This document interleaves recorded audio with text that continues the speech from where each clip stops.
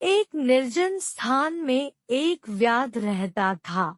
उसके परिजनों और सगे संबंधियों ने उसका त्याग कर दिया था। वे उसके जीव हत्या के कार्य से अप्रसन्न थे।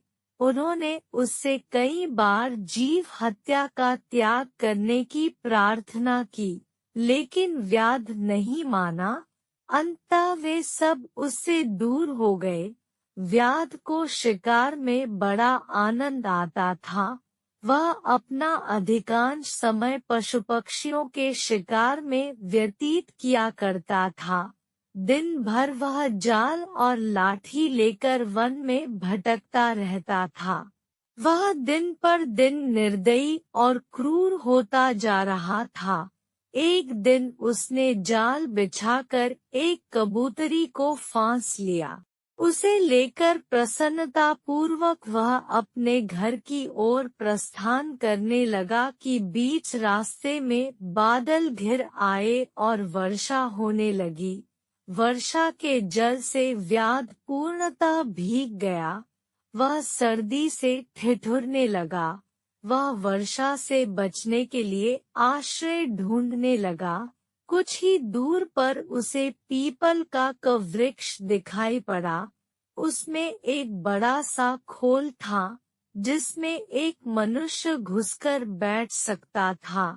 व्याध ने सोचा कि कुछ देर के लिए यहाँ शरण लेना उचित होगा। वह खोल में घुस गया और बोला, इस खोल में रहने वाले जीव, मैं यहाँ कुछ देर आश्रय ले रहा हूँ। आशा है तुम्हें कोई आपत्ति नहीं होगी। इस सहायता के लिए मैं आजीवन तुम्हारा ऋणी रहूंगा। उस खोल उस कबूतरी का पति रहता था, जिसे व्याध ने पकड़ लिया था। वह अपने पत्नी के बिछड़ जाने के कारण दुखी था और विलाप कर रहा था।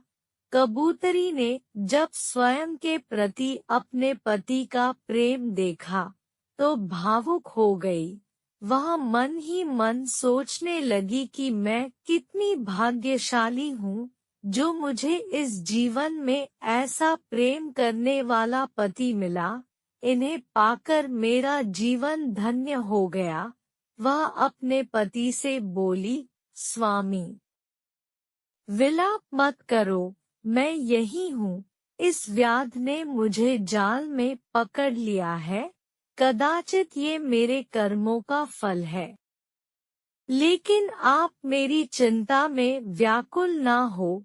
अपना कर्तव्य निभाते हुए शरण में आए अतिथि की सेवा सत्कार करो, अन्यथा तुम पाप के भागी बनोगे।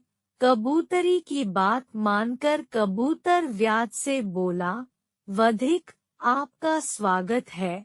आप यहाँ निःसंकोच विश्राम करें। यदि आपको किसी प्रकार का कष्ट हो तो मुझे बताएं। मैं उसके निवारण का हर संभव प्रयास करूंगा। व्याध बोला, मैं वर्षा के जल में भीग गया हुआ, मुझे ठंड लग रही है। कुछ ताप की व्यवस्था कर दो। कबूतर ने लकड़ियां जमा की और उसे जला दिया। अतिथि आग सेंकने लगा और उसकी ठंड दूर हो गई। फिर कबूतर ने सोचा कि अतिथि अवश्य भूखा होगा, मुझे इसके लिए भोजन की व्यवस्था करनी चाहिए। लेकिन उस समय उसके पास अन्न का एक दाना नहीं था। वह विचार करने लगा कि क्या करूं कि अतिथि की भूख शांत कर सकूं। कुछ देर विचार करने के बाद उसने निर्णय लिया कि अब तो कबूतरी भी मेरे साथ नहीं है, मैं जीवित रहकर क्या करूंगा। मुझे अपने ही शरीर त्याग कर व्याध का भोजन बन जाना चाहिए।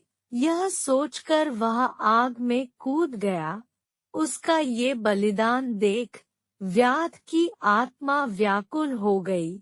वह आत्मग्लानि में डूब गया और मन ही मन स्वयं को धिक्कारने लगा। उसी क्षण उसने कबूतरी को मुक्त कर दिया।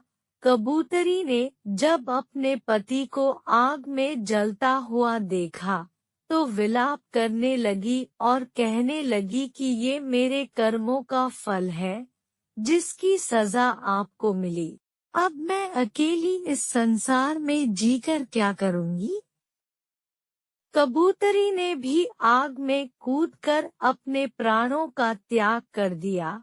कबूतर और कबूतरी का ये बलिदान देख व्याध की आंखें खुल गई। उसने उसी समय जीवहत्या त्याग देने का प्रण किया।